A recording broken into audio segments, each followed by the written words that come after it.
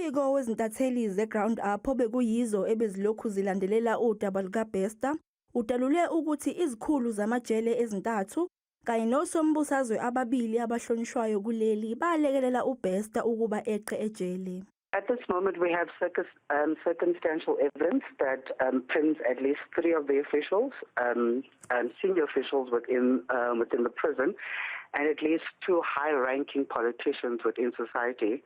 I can't divulge the names at this stage, but we are tracing those leads.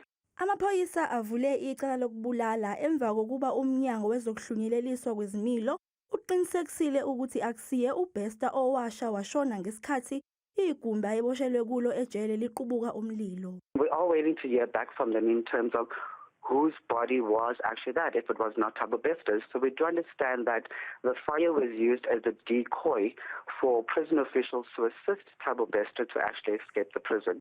uBester waqala wagwetshwa ngonyaka ka-2011 emva kokudlwengula abulala besifazane ababili kanti ubelokhu engena ephuma ejele ubekwazi nokuquba amabhizinisi akhe ebe esejele.